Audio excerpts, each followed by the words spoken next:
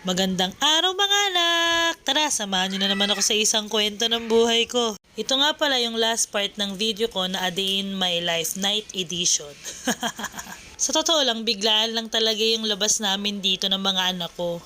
Kanina kasi habang nagbabiyahe ako, meron isang CS na nag-chat sa akin at tinatanong kung ano yung available time ko. At habang nag-uusap kami tungkol sa gagawin ko para sa kanya, nagulat na lang ako at nag-send siya sa akin ng pang-treat sa mga anak ko.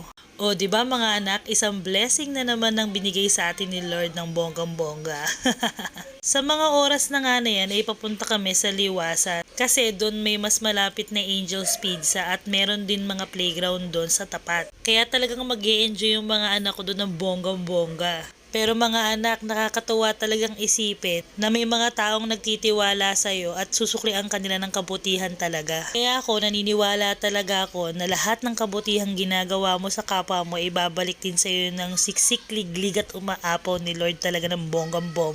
At may mga tao pa rin na nakikita ang dedikasyon mo sa trabaho. Yung may mga tao pa rin nagtitiwala sa'yo dahil katiwa-tiwala ka naman talaga. Kaya mga anak, ang maipapayo ko sa inyo pagka kayo'y nagkatrabaho na, ay mahalin nyo ang trabaho nyo at maging masaya kayo sa lahat ng ginagawa nyo. At syempre, higit sa lahat dito ay huwag mo sisirain ang tiwala ng mga taong umaasa sa'yo. At nagtitiwala na kaya mong gampanan ng mga pinapagawa mo sa kanila. Hindi ko rin alam kung ako lang pero masyado talaga kasi akong people pleaser. At ito na nga mga anak, excited na nga sila. Ayan, nagkakagulo pa sila sa menu kung sino ang unang o-order.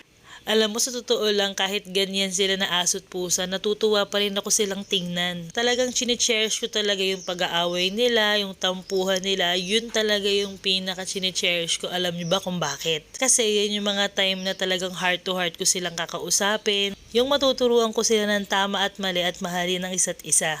Dahil aminin man natin at hindi natin sila masasabihan hanggat hindi natin sila nakikitaan ng mali sa gagawin nila. At sobrang swerte ko dahil nakikita ko silang lumalaki at nagagabayan ko sila ng tama kahit papaano. Syempre mga anak, hindi mo masasabi, makikita mo na lang may mga asawa at anak na rin ang mga anak mo at hindi mo sila makakasama ng ganito. Kaya maswerte pa rin ako dahil hindi tulad ng ibang mga magulang na lumalaki yung mga anak nila pero hindi nila kasama dahil nasa malayo sila or lagi silang nasa trabaho. At tatapos na nga kaming kumain at eto na, magpapatunaw na sila ng mga kinain nila. Nakakatuwa talaga tong lugar na to kasi kumbaga nandito na ang lahat pagka may mga bata kang anak. May mga food stall, restaurant, at play area para sa mga anak mo. At in fairness naman dito sa lugar na to, napakaaliwalas talaga at napakalinis. Napakarami rin kasing puno dito kaya napakaaliwalas talagang pumunta at tumambay. At in fairness kahit mukhang malamok siya, hindi talaga siya malamok ng bonggang-bongga. Dahil ako talagang puntahin ako ng lamok kahit saan ako pumunta, kahit saan ako umupo, lagi na lang akong pinupuntahan ng lamok. O, diba? Ang ganda ng play area nila at marami talaga pumupunta dito ng mga families na nagbabanding.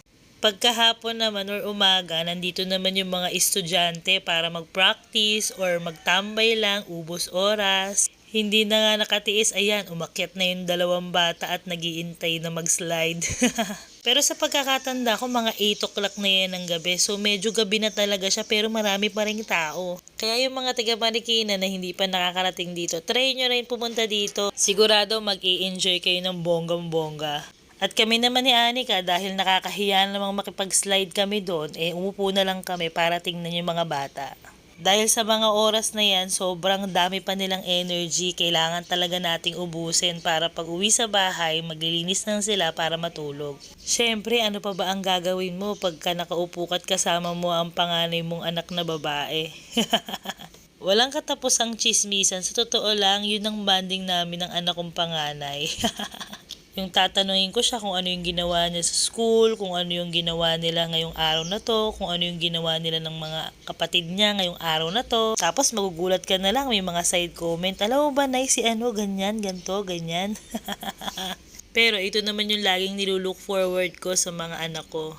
Yung hindi sila matakot sa akin at maging kaibigan nila ako. O mga anak, sinamahan nyo na naman ako sa isang kwento ng buhay ko. Sana nag-enjoy kayo tulad ng pag-i-enjoy namin. Hanggang sa muli mga anak! Bye!